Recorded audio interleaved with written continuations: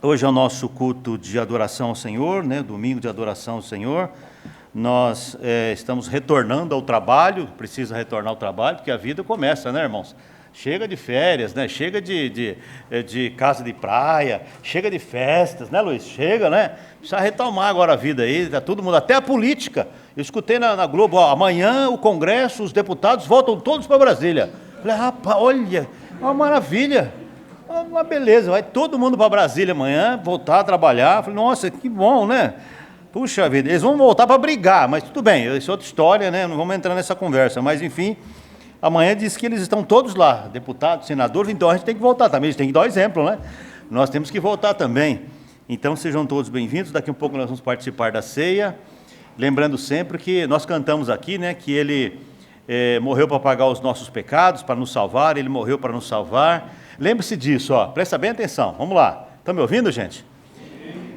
Nós já somos salvos por causa da justificação em Cristo. Isso é um ponto. Nós já somos salvos por causa da obra que já foi feita. Não é algo que vai acontecer, já aconteceu. Então nós já somos salvos. Então a Ruth já é salva, mesmo que ninguém acredite, mesmo que nem você acredite nisso, mas você já é salvo em Cristo.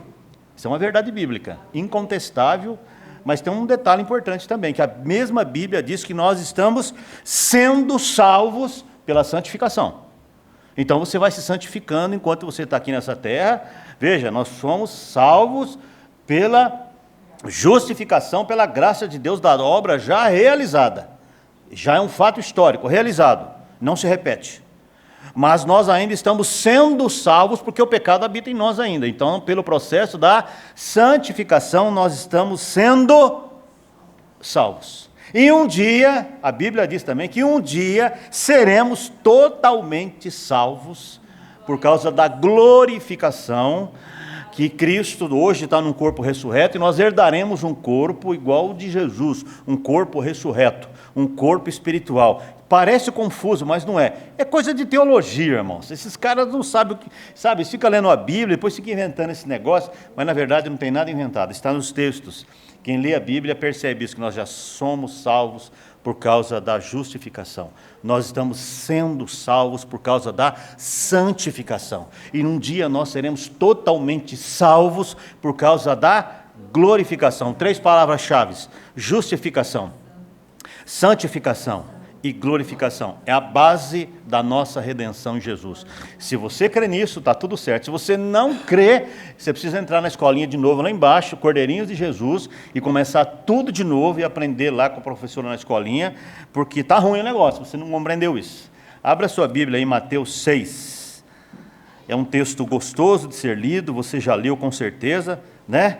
Pastor, eu nunca li. Então vamos ler hoje, tá bom? Mateus 6, do 1 ao 18. Talvez eu pule alguns versículos, mas vamos ver aqui. Se me der vontade, eu leio corrido, todo ele. Mas, de repente, eu pulo algum versículo. Se eu pular, eu aviso. Mateus 6, diz assim, acharam? Está projetado aqui? Não, não está, né? Mas tudo bem, cada um tem uma Bíblia aí. Quem não tem Bíblia pode pegar ali na prateleira, ali, ó, tá bom? Ou dá aquele olhinho branco no vizinho. Aquele que você fazia quando você estava na faculdade, na escola, assim, ó. Olha na Bíblia do irmão aí, para você acompanhar. Guardai-vos, Mateus 6, guardai-vos de exercer a vossa justiça diante dos homens, com o fim de serdes vistos por eles. De outra sorte, não tereis galardão junto ao vosso Pai Celeste. Quando, pois, deres esmola, não toques trombeta diante de ti, como fazem os hipócritas nas sinagogas e nas ruas, para serem glorificados pelos homens. Em verdade vos digo que eles já receberam a recompensa. Verso 3. Tu, porém, ao dares esmola, hoje nós chamamos de oferta, de doação, né? Nós falamos de doação, a linguagem mudou um pouco. Tu, porém, quando dares uma oferta, uma mãozinha para alguém, ignore a tua mão esquerda o que faz a tua direita, para que a tua esmola fique em secreto e teu pai que vê em secreto te recompense. Verso 5, e quando orardes, não sereis como os hipócritas, que gostam de orar em pé nas sinagogas e nos cantos das praças, para serem vistos pelos homens. Em verdade vos digo que eles já receberam a recompensa. Tu, porém, percebe que é uma fala coletiva, e Jesus, em algum momento, ele fala assim, ó, tu, porém, ele vai para o pessoal. Tu, porém, então você tem que pegar essa palavra para você. Não, pastor, essa palavra é para a Wanda. Não, é para você, para mim, individualmente. Tu, porém, quando jejuares, unge a cabeça e lava o rosto. Verso 18. Com o fim de não parecer aos homens que jejuas, e sim ao Pai que em secreto, e teu Pai que vê em secreto te recompensará. Acabei de ler os versículos 17 e 18, pulei o meio, porque você com certeza já conhece aqui a oração no Pai Nosso, ou não? Eu vou ler, vai. Portanto, quando orares assim, Pai Nosso, portanto, vós orareis assim, Pai nosso que estás no céu, santificado seja o teu nome, venha o teu reino, faça-se a tua vontade, assim na terra como no céu. Versículo 11. O pão nosso de cada dia dá-nos hoje, e perdoa-nos as nossas dívidas, assim como nós temos perdoado os nossos devedores. E não nos deixes cair em tentação, mas livra-nos do mal, pois teu é o reino, o poder e a glória para sempre. Amém. Porque se perdoardes aos homens e as suas ofensas, vosso Pai Celeste também vos perdoará. Se, porém, não perdoares aos homens e as suas ofensas, tampouco vosso Pai vos perdoará as vossas. Vamos orar. Baixe sua cabeça. Senhor, muito obrigado pela tua palavra bela, divina, a tua palavra que ilumina, que exorta, que corrige, que educa. Fala ao nosso coração, Senhor, nos ajude a entendermos o que o Senhor tem para nós neste domingo. Senhor, ser compassivo e misericordioso conosco, porque ainda sofremos efeitos da queda, Senhor. Tu sabes que ainda estamos sendo salvos pela santificação. Isso significa que a nossa a perfeição ainda está longe de nós, e nós precisamos da Tua ajuda, Senhor. Somos ovelhas do Teu pasto. Pedimos-te que o Senhor nos oriente e que nos marque com a Tua palavra nesta noite. Fale com cada um de forma individual, mas também fale com a Tua igreja de forma coletiva, porque nós precisamos de orientação para esse ano de 2024, Senhor. No nome de Jesus, amém. Nós estamos de volta aqui no texto tradicional, né, o querido Mateus 6, que é um texto que é muito pregado, né, muito cantado, estudado. Eu já dei, nem lembro quantas aulas em cima desse Mateus 6, né? E algumas pessoas também já pregaram em cima desse Mateus 6. Eu já preguei também algumas vezes em cima desse texto de Mateus 6. Mas o que a gente tem aqui para hoje? Qual é a nossa fala para hoje em cima desse texto? É que Jesus, ele quando está diante dos fariseus e daqueles homens religiosos, daqueles hipócritas, né? E a base da espiritualidade desses homens, qual era o tripé? O tripé da espiritualidade desses homens era o quê? O jejum, a oração e as esmolas, ou as doações que eles faziam para as pessoas. Jejum, oração e as esmolas. Então, essa era uma prática dentro de um judaísmo rabínico já falsificado, alterado, adulterado já de séculos. E eles viviam basicamente com esse tripé, né, para manter a espiritualidade deles. E Jesus denuncia isso. Jesus é bom em denunciar. Jesus é bom em revelar pecado, né? Basta ele estar presente, basta ele olhar para alguém, as coisas começam a se revelar. E por que Jesus condena isso? Parece que é até meio estranho. Como é que Jesus condena o jejum? Como é que é isso? Como é que Jesus condena a oração desses homens? Parece meio contraditório. Como é que Jesus refuta as doações, as esmolas que esses homens davam para as pessoas? Jesus parece que não é um Jesus bonzinho que a gente está acostumado a ver. E aí, mas por que Jesus refuta tudo isso? Porque eles praticavam o jejum para mostrar que eram espirituais. Isso é um grande perigo, irmãos. Fé demais cheira mal. Gente muito espiritual, demais, assim, demais espiritual, fuja desse. Porque Jesus não gosta de gente assim. Está aqui revelado aqui. gente muito espiritual demais, né? E aí eles oram tanto em praça pública para mostrar para os homens que eles tinham comunhão com Deus. Então, qual era a espiritualidade deles? Se mostrar. Se mostrar que eram super espirituais, que eles tinham uma alta comunhão com Deus, uma intimidade com Deus absurda. E eles, por que eles davam esmolas? Porque eles precisavam mostrar que eram bonzinhos. Afinal de contas, eu sou tão bonzinho, eu sou tão piedoso. E me desculpa, não sei se você já fez isso. Eu já tive que conversar com uns 2, 3 irmãos na minha época que trabalhei com morador de rua, e a Cátia vai se lembrar disso. Né? A gente tem uns irmãozinhos meio desavisados que chega lá e vai dar um lanche para o morador de rua, ele dá o pãozinho assim, mas tira uma selfie para postar no dia seguinte no Facebook dele, porque afinal de contas ele é tão bonzinho. Isso é horrível. É horrível. Horrível. Tudo que você faz tem que ser feito no secreto. Jesus gosta desse negócio chamado secreto. E aí, esse jeitão humano de lidar, porque a gente sabe, né, irmãos, quando a gente está com o sagrado na mão, se você não souber lidar com o sagrado, ele vira profano rapidinho assim. Então, 3 fundamentos, né, 3 elementos, né, da espiritualidade, eles conseguiram profanar. Então, esse jeito de fazer a sua própria maneira já é velho, eles já estavam fazendo isso. Tem uma palavrinha em inglês, eu não sei se eu vou pronunciar aqui corretamente, os professores de inglês que me ajudem, viu, Simeia? Se eu pronunciar errado, você me corrige, tá bom? Do it yourself. Do it yourself. É um novo jeito de fazer as coisas. Isso é coisa americana. O que é isso aqui? Faça você mesmo. Leia a Bíblia e interprete você mesmo. Faça o jejum do jeito que você quiser. Ore do jeito que você quiser. Você faça assim do jeito que você quiser. Faça você mesmo. Faça você mesmo. Faça você mesmo. Então, existe hoje, né, essa possibilidade de internetiana, que você não sabe fazer alguma coisa, você vai lá no YouTube, vê o videozinho e fala, isso aqui qualquer um faz, eu também faço. É ou não é? Isso aqui qualquer um faz. Aí você mesmo faz a sua roupa, a sua casa, sua comida, né? E aí as pessoas também fazem a sua religião, que era o caso dos hipócritas daquela época. Irmãos, não tem isso. Não tem esse negócio que cada um faz a sua religião. Eu adoro a Deus do meu jeito, pastor. Então, está errado. Porque tem o jeito certo de adorar a Deus, que é o jeito de Jesus, é o jeito da Bíblia. Porque senão a gente cai no farisaísmo. Não, é do meu jeito, pastor. Os escribas fariseus pegaram o jejum, a esmola e a oração e começaram a fazer do jeito deles. E Jesus fala assim, não. Então, cada um interpreta a Bíblia, é muito comum hoje, cada um interpreta a Bíblia do seu jeito, a sua maneira. Parece até opinião de futebol.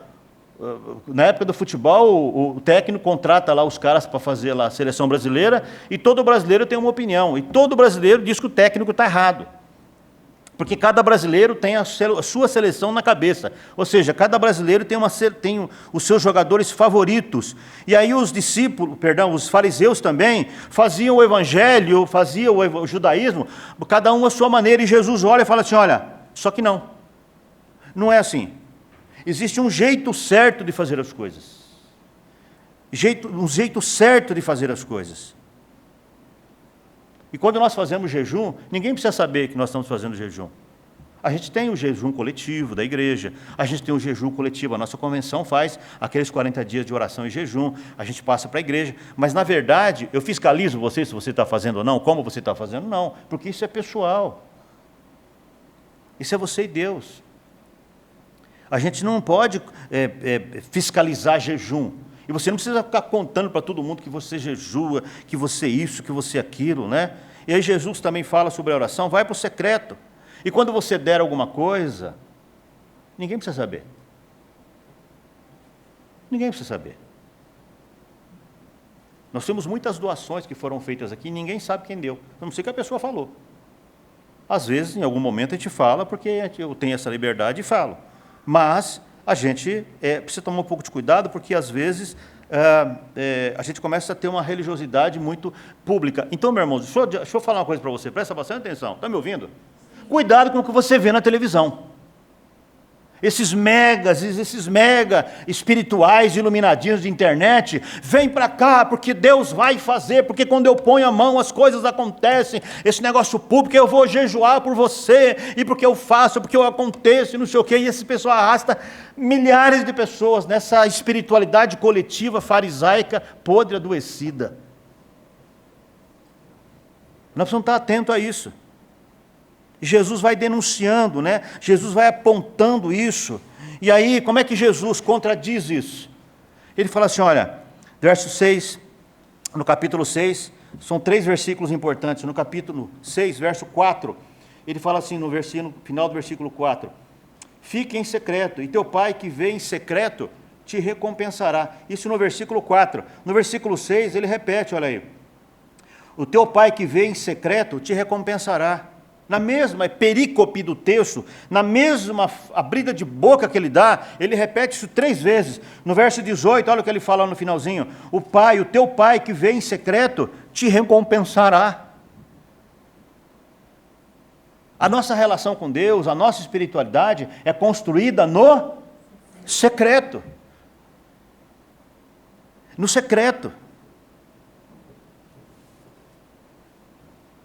Por isso que não dá para ficar divulgando algumas coisas, fazendo algumas coisas. Pastor, lá num lugar, lá tem uma igreja que faz isso, sim, mas nós não fazemos, irmão. Porque eu entendo que isso é muito público, é muito aberto, isso não é bom para as pessoas. Pode ser bom para o pastor, que dá aquela ideia de dimensão, aquela dimensão que eles estão fazendo, que está construindo, que estão fazendo, que é isso, que é aquilo. Então o que eu aprendi aqui? Presta bem atenção, irmãos. Deus está mais interessado em te ver no secreto do que em te ouvir. Porque o que você tem para falar, ele já sabe faz tempo. Deus está mais interessado em te ver lá no secreto com Ele, mesmo sem falar nada, porque às vezes, e eu vou dar um exemplo aqui, ela nem sabe disso, e também não precisa falar para ela, a velhinha está com o marido internado, e ele não está bem. Você acha que quando essa mulher ora, que ela fica sozinha com Jesus, ela tem palavras para falar com Jesus? Não, ela que se aquieta. Já passamos por isso inúmeras vezes, com gente doente em casa, a gente não tinha nem palavras para falar, a gente ficava quieto, os dois sentados, um sofá no outro, ali. Cada um no secreto com Deus, Senhor, Senhor, Senhor, Senhor. Mas a gente estava lá no secreto. E nós pentecostais, ou tradicionais, ou renovados, principalmente os pentecostais, os pentecas, nós também somos assim. Nós também somos assim. Dobra o joelho, em nome de Jesus, amém. E Deus fala, tá, mas deixa eu falar agora. Aí você levanta, vai embora.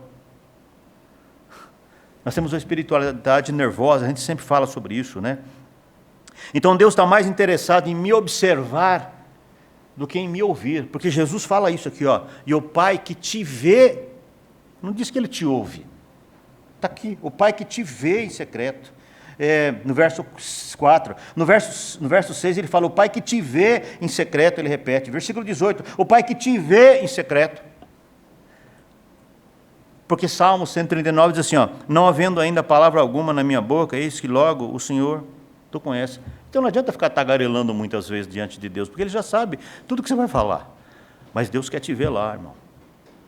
O que isso quer dizer? Para a sua vida, para a sua vida, para a sua vida. Está me ouvindo, gente? Para a sua vida de vez em sempre. E fica quieto na presença de Deus. Se você quiser falar, você fala. Se não tiver nada para falar, fica quieto lá. Mas separa um tempo da sua vida para ficar na presença de Deus no secreto. Sabe por quê? Presta bem atenção, estão me ouvindo? Porque quando há qualquer movimento dentro da igreja, todo mundo vira a cabeça. Então olhe para cá. Porque se você não tem o hábito de ir para o secreto, você se perde. Você pode se perder. Você pode ter 5, 10, 15, 20 anos de igreja. Se você não tem o hábito de ficar sozinho na presença do Senhor, a sós, você pode se perder.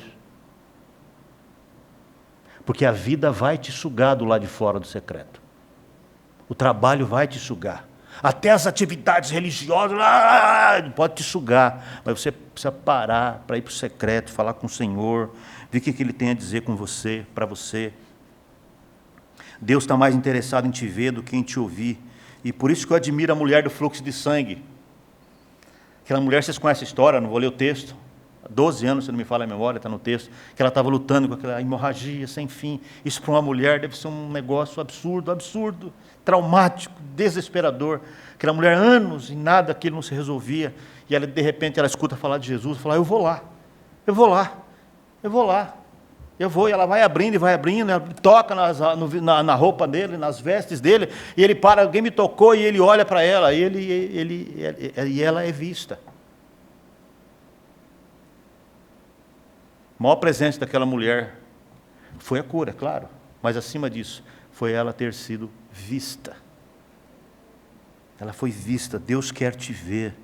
O cego de Jericó, que grita, sai gritando, grita, filho de Davi, tem misericórdia de mim, filho de Davi, porque ele quer ser visto.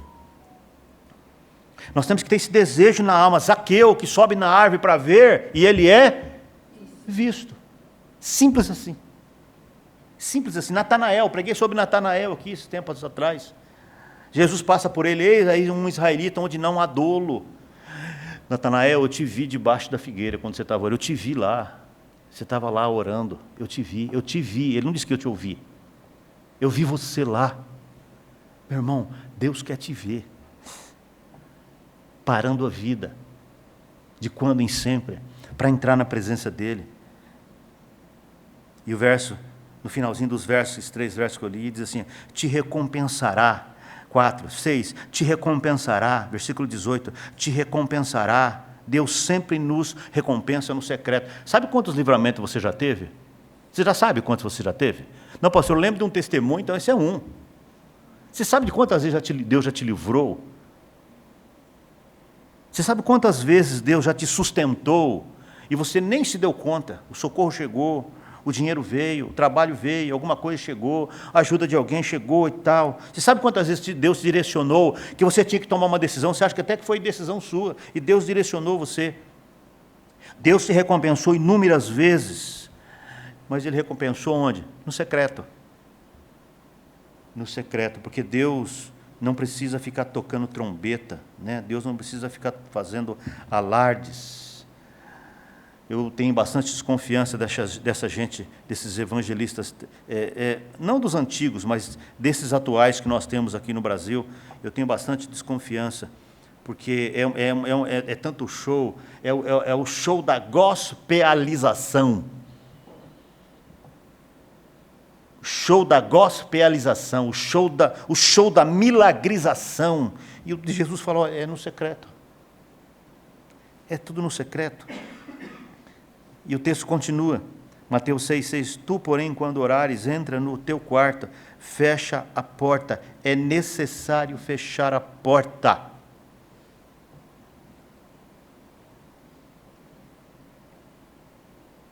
Pastor, o que é fechar a porta?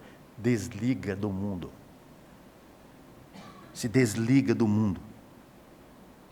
Separe um tempo com Deus. Vai para o seu cantinho, seja lá onde o seu trabalho, seja na sua casa. Ah, pastor, mas na minha casa eu não tenho um cantinho. Vai para o banheiro. Vai para o banheiro. Fecha a porta. Porque quando a gente entra lá e fecha a porta, a gente perde o controle da vida. Porque quando a gente está diante de Deus, a gente abre mão dessa vida controladinha que nós temos. Nós vamos abrindo mão desses desejos obstinados de sucesso que nós temos. A nossa vontade de disputar desaparece, a nossa vontade de brigar com aquele que me fez alguma coisa desaparece.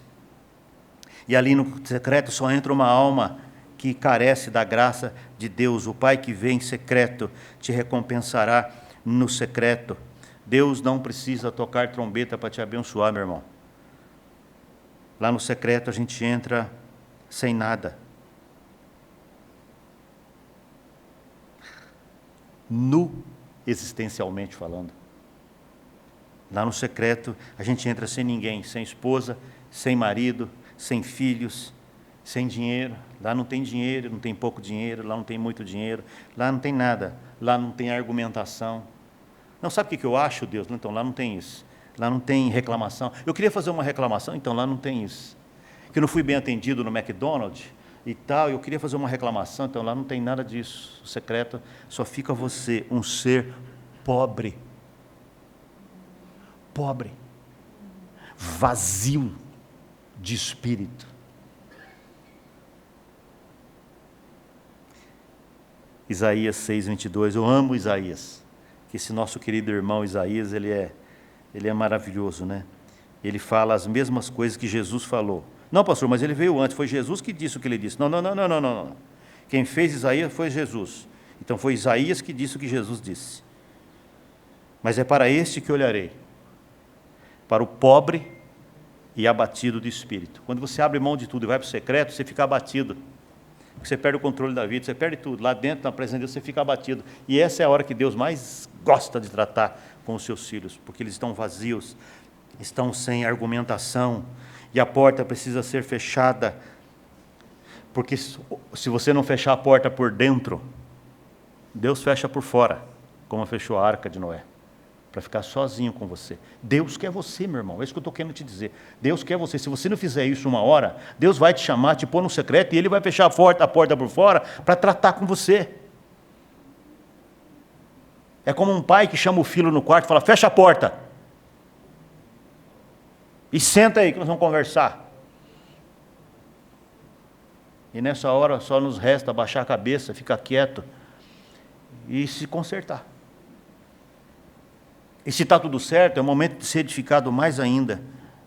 Deus te convida, mas também pode te conduzir para o secreto. Deus fez isso com Pedro. Quando Pedro chora amargamente, o que você acha que aconteceu com Pedro quando ele chorou amargamente? Porque quando ele nega Jesus, Jesus faz o quê? Naquele momento que Jesus nega, ele para aí, olha, ele viu Pedro. Pedro foi visto, desnudado, vazio. Deus fez isso com Paulo, quando Paulo cai por terra, e ele fica cego, e os olhos deles é aberto lá na frente. Esse tempo que ele ficou de olhos fechados, você acha que ele estava onde? No secreto. No secreto. Tem 3 caminhos para nós entrarmos no secreto. Presta bem atenção nisso. 3 caminhos para entrarmos no secreto. O amor, o prazer ou a obediência. Eu tenho conversado com alguns crentes bem antigos, e alguns falam assim, pastor, eu não tenho mais tanto amor assim, como eu tinha lá no começo da minha conversão. Sabe aquela história? O pessoal fala assim, ó, precisamos voltar para o primeiro amor. Já viu falar isso, não? Vocês estão me ouvindo, gente? Precisamos voltar para o primeiro amor, porque significa que alguém está deixando de amar, né, no percurso. Vai chegar uma hora que talvez você perde o prazer, às vezes, de fazer as coisas para o Senhor. Mas ainda resta a obediência. E a obediência, o que Jesus está dizendo aqui, é que nós temos que entrar no secreto, por amor, com prazer, ou pelo menos por obediência, para que a gente não se perca, né? Mas a pergunta que também não quer calar é por que Jesus faz tanta questão desse quarto secreto? Por que Jesus faz tanto? Me deixa em paz, Jesus. Deixa eu tocar minha vida aqui. O Senhor me abençoa aqui. Quando eu estiver errado, o Senhor manda alguém falar e tá, me abençoe, mas deixa eu tocar minha vida. Por que eu tenho que ir lá para o secreto? Por que esse lugar é tão importante assim? Porque lá todos os meus planos humanos precisam desaparecer. Irmãos, nós estamos cheios de planos. Eu tenho um monte na minha cabeça. Tem ou não tem? Nós temos um monte de plano. Mas qual Deus está assinando aí? E quando você vai para o secreto, Deus começa a falar, não vai por aí, vai por aqui. Isso não é bom para você. Aquietam todos os nossos impulsos carnais. Quando a gente vai para o secreto, isso vai silenciando todas as vozes internas que nos atormentam. Fala a verdade, tem dia que você põe a cabeça no travesseiro e olha para a parede, aquele monte de vozes na sua cabeça, você não sabe nem quem que é, se é a tua consciência, se foi teu pai que falou, tua mulher, se foi teu patrão, você não sabe aquele monte de vozes, se foi o cara no trânsito que falou com você, aquele monte de voz na cabeça que te atormenta. Quando a gente chega lá, a nossa alma é sondada e tudo isso vai ficando para trás. Quando a gente entra no secreto, só Deus fala, irmãos. E você escuta. O secreto é um lugar desconfortável para nós, porque lá não tem dinheiro, não tem shopping, não tem celular, não tem rede social, não tem nada. Lá só tem você e Deus, é só você e a graça. Lá a criatura se encontra com o Criador, lá os filhos de Deus se encontram com o Pai Celestial. É um lugar bacana. Eu convido você para entrar. Confesso, viu, irmãos? Sexta-feira eu participei de uma reunião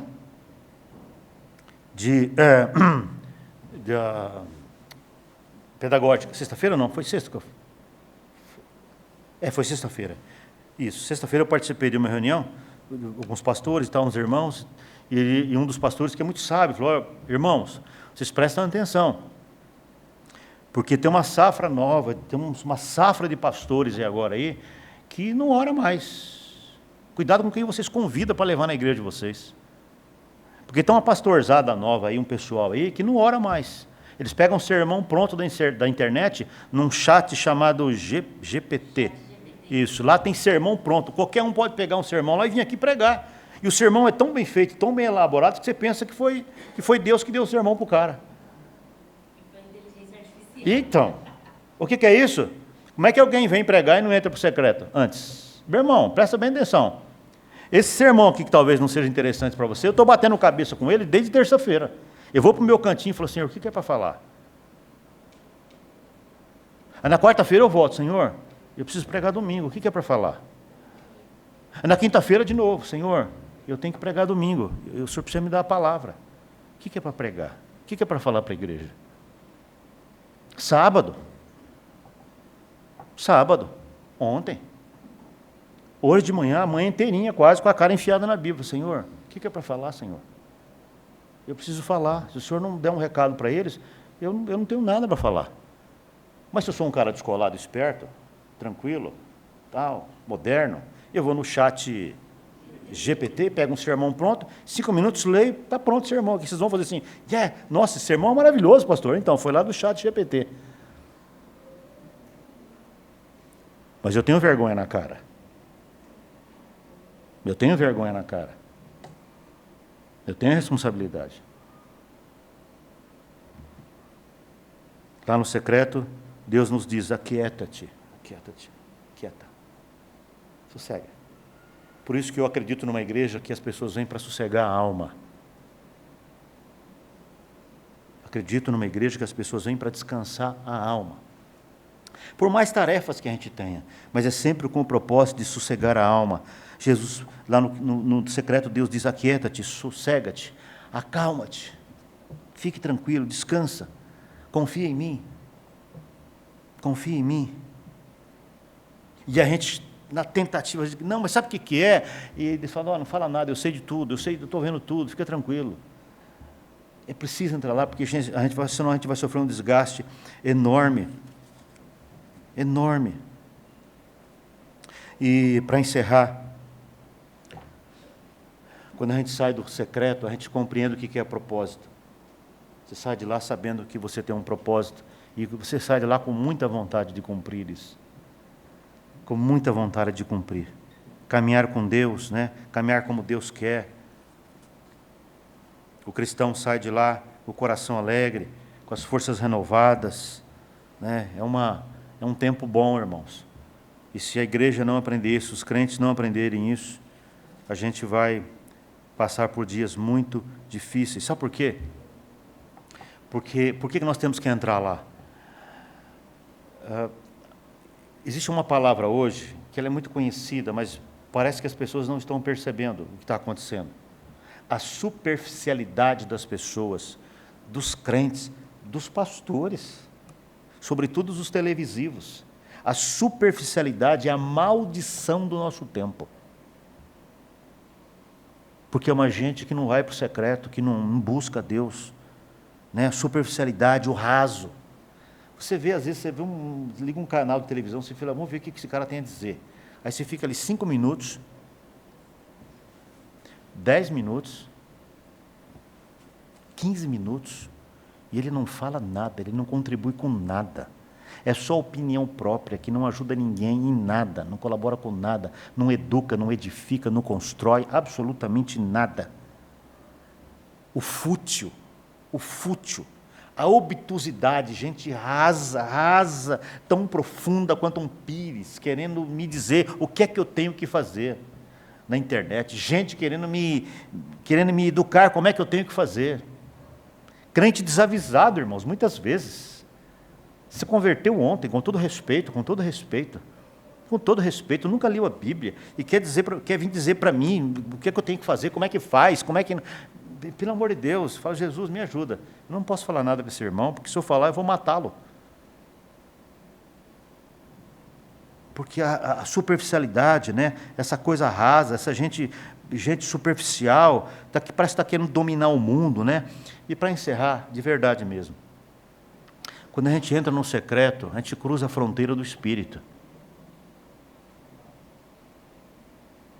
Você sai da sua humanidade, Mateus, da sua humanidade, Simeia, da nossa humanidade, igreja. A gente sai da nossa humanidade, quando a gente entra no secreto, a gente cruza a fronteira do Espírito Santo, é terra santa. Ali é terra santa, é solo sagrado. Moisés entendeu isso. Quando ele entra no sagrado, o Senhor fala para ele, tira as sandálias dos pés. Mas é um deserto aqui. É um lugar de um deserto, é cheio de terra, mas você está num terreno sagrado agora, porque você está no secreto, você está na minha presença. E eu digo como tem que ser feito. Tire as sandálias. Josué, quando vê, capítulo 5, quando ele vê aquele anjo, e ele se curva diante do anjo, ele vê o Senhor dos exércitos ali, e aquele anjo aceita a adoração, fala a mesma coisa, tira as sandálias dos teus pés, ele cruza a fronteira do Espírito, ele entra no secreto. Isaac, antes de encontrar Rebeca, você que é solteiro, Isaac, antes de encontrar Rebeca, diz o texto lá em Gênesis 24, 63, antes que a Rebeca chegasse até ele, diz o texto que ele saiu ao campo à tarde para meditar, ele foi para o secreto. E esse é o exercício que eu e você temos que fazer. Parar a vida de vez em quando e ir para o secreto. Jesus disse, entra no secreto, fechada a porta, orarás a teu Pai, que está em secreto, e teu Pai que vê em secreto, te recompensará. Vamos orar. Senhor, obrigado, Senhor. Que nós sejamos uma igreja, Senhor, que atravesse essa fronteira do Espírito, Senhor. Nós sabemos que nossa vida é corrida, nós temos que trabalhar, nós temos que fazer tantas coisas, Senhor. Nós temos tantas atividades, Jesus, mas nos ajude a parar de vez em quando, Senhor, para entrarmos no secreto e ouvir o que o Senhor tem a dizer. E se o Senhor não tiver nada a dizer, nós queremos ficar ali da mesma forma, porque estamos no secreto, porque o teu silêncio quer dizer muita coisa. O teu silêncio quer dizer muita coisa. O teu silêncio quer dizer, só fique perto. Fique perto. Fique perto. E nós queremos fazer essa leitura, Jesus. Nos livra de nós mesmos, Senhor, com tantas atividades, Senhor, com tantos desejos, Senhor, que nós temos da nossa alma, com tantas evoluções que nós temos no nosso coração, as nossas inclinações por causa da queda que tivemos, Senhor. Nos ajude a entrarmos no secreto e estarmos diante do Senhor, a criatura diante do Criador, o Filho diante do Pai Celestial. Obrigado, Jesus, pela palavra. Obrigado, Senhor, pela vida de Isaías. Obrigado, Deus, pela mulher de fluxo de sangue que teve esse desejo desesperado, Senhor. Obrigado pela vida de Natanael. Obrigado, Senhor, pela vida desses irmãos da igreja e da Bíblia, da Tua palavra, na história, que nos ensina a entrarmos no secreto e recebermos o melhor. O melhor que o Senhor tem para nos dar é o Senhor mesmo. Nós temos tantos desejos, Senhor, que nós como igreja muitas vezes ignoramos isso. Nós queremos saúde, queremos bênção, queremos. A nossa lista é sem fim, Senhor. Mas o Senhor quer dar o Senhor mesmo para nós todos os dias. Da mesma forma que o Senhor nos deu Jesus há 2000 e tantos anos atrás. O Senhor quer continuar nos entregando, Senhor, dar o Senhor mesmo a nós. Muito obrigado, Jesus, porque o Senhor ainda não desistiu da igreja. Por gentileza, por favor, por misericórdia, por amor que o Senhor tem ao teu Filho Jesus, nosso Senhor. Não desista da igreja, Senhor, porque se o Senhor desistir da igreja, acabou. Acabou. Não vai sobrar nada, Senhor. Por isso nós te pedimos misericórdia, não desista de nós. Apesar de quem somos, a despeito de quem somos, não desista de nós, Senhor. Nos livra, Senhor, das nossas religiosidades, do nosso jeito evangélico de ser. Nos livra, Senhor, de nós mesmos. Somos especialistas em nós mesmos. Nós queremos, Senhor. Queremos ter e ser, querer e ser. Queremos